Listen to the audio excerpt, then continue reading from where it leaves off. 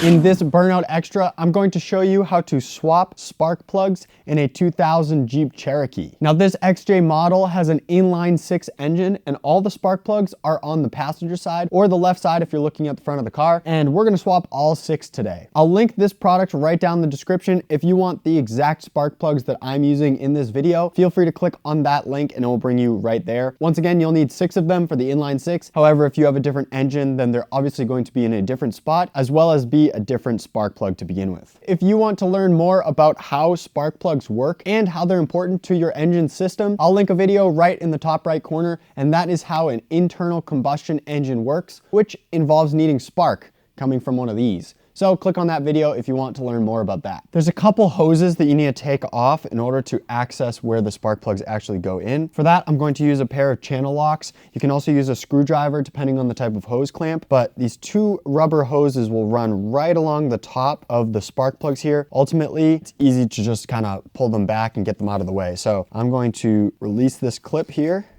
One thing to be cautious of is that there is coolant in this line, so when you pull it off, there will be some coolant that drips down, and ultimately you don't want to spill all your coolant everywhere, so just be cautious of that as well. There is a possibility that you can actually get to the spark plug rack there without taking off these hoses. However, if you have the time and patience to take them off, then it probably will make the job a lot easier. Next, I'm going to loosen the bolts on the actual rack piece. I don't know if that's exactly what it's called, but it's connecting all of the spark plugs and it's kind of a cover for them. And those are all 13mm bolts on the stock Jeep Cherokee inline-6. I'm going to loosen all of those now and then hopefully just lift it and slide it out.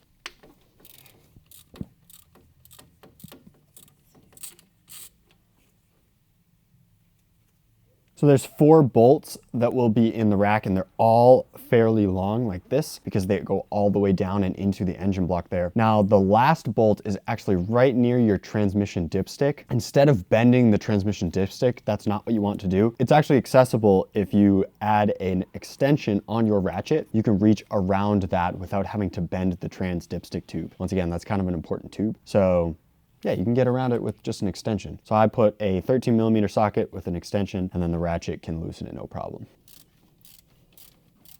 It's looking like I will have to take off this second hose as well. It's just a little tough to get the rack all the way out with this hose kind of preventing that. This cable right here that runs around the spark plug rack there, that will probably have to be moved or at least popped out of place for now because it's holding down the rack. But I'm gonna loosen the second rubber hose and pop this out of this clip to give it a little more space, and then I should be able to slide the rack right out. What's happening is the rack is actually sliding over the spark plugs like this. So you have to pop the rack off of the spark plugs, and then from there, you can then slide out the rack.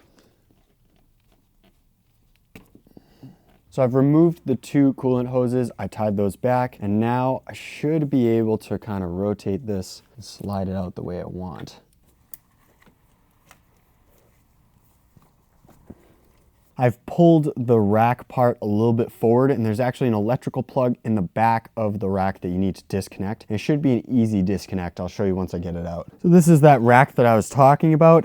And once again, these plugs right here with the rubber casing, they actually slide right over the spark plugs like so. Spark plugs will go right into there about that far. So these are what you need to pop off. And right before you pull it out, there's a plug that will go right into here. And sometimes it will clip onto this edge. So you might need to lift the tab and slide it off. But once again, that's an electrical plug at the cab side of it. Now it's time to take out the old spark plugs, and you're going to need a 5/8 spark plug socket. This is not your normal socket. This is actually slightly different, and the way to tell that is most of the time it will have a wrench end like this. However, this is important because with the spark plugs, you actually need to loosen this part right here. So this 5/8 spark plug socket allows the spark plug to slide all the way in. You can see it reaches past the point you need to turn, and so that means this is the right socket for the job, and this is what you're going to need to use to slide in. So after you have all of the old spark plugs out, you're good to go and install the new spark plugs, obviously with the same socket you were using before. This is something that you don't want too tight, so make sure that when you install the new spark plugs,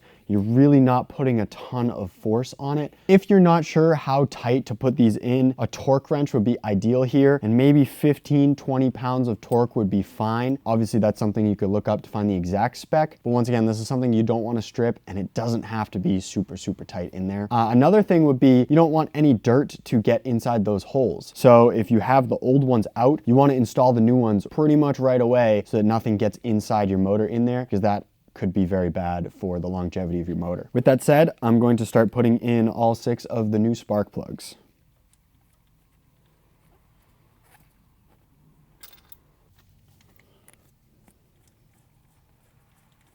What I did is installed all of the spark plugs just hand tight with just the socket. So I've yet to put the ratchet on the extension there, and I just hand tightened it down, made sure that I got it the best I could with just my hand. From here, I'm going to go back to all 6 of them and do about 1/8 of a turn. So that's about this much on the ratchet, and that'll ultimately tighten them down roughly the right amount. Like I said, use a torque wrench if you're not exactly sure or you want to be exactly on spec to how tight they need to be. Otherwise, you can just do about 1/8 of a turn once you have them hand tight. So I'm gonna go back and do all 6 now.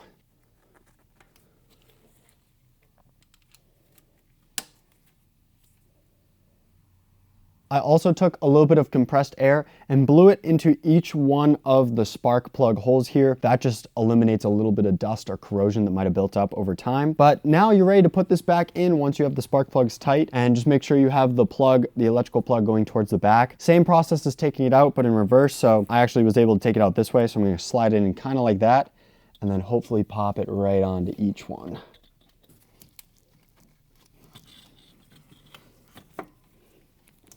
You want to make sure that you plug in the plug in the back first before you actually pop the rack onto the spark plugs, because once it's on there, it'll be even harder to get the plug on.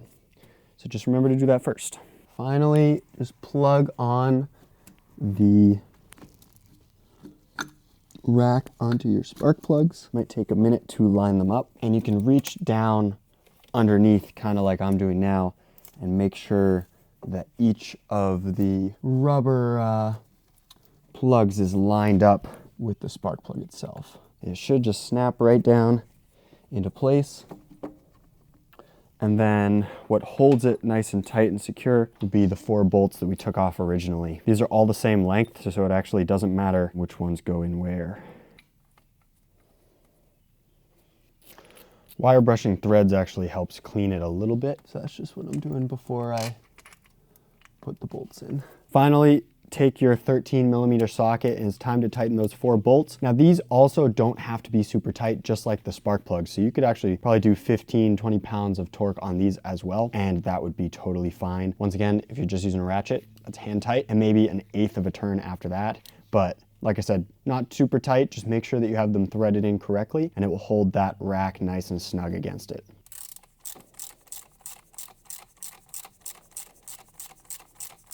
Last final thing that we need to do is attach these 2 coolant hoses back onto the 2 spots that I pulled them off in order to get the rack out. And once those hose clamps are tight and the hoses are nice and secure on there, you're good to go. You've completely installed 6 new spark plugs on your 4.0 Jeep engine. If you want to see more about this Jeep, visit burnoutshow.com/fleet. You can see about all of our Burnout Show cars that we have there, including tons of videos and repairs on this Jeep. Obviously, there's tons of upgrades and things that people do to these XJs, but here on the Burnout Show, we are doing repairs all the time to this thing, so be sure to check that out. And if you want to support us and help support our channel, please feel free to purchase merch or check out some of our other videos that we have across our platforms, and that will greatly help our channel as well. So thank you for watching. Hopefully this helped, and we will see you next time.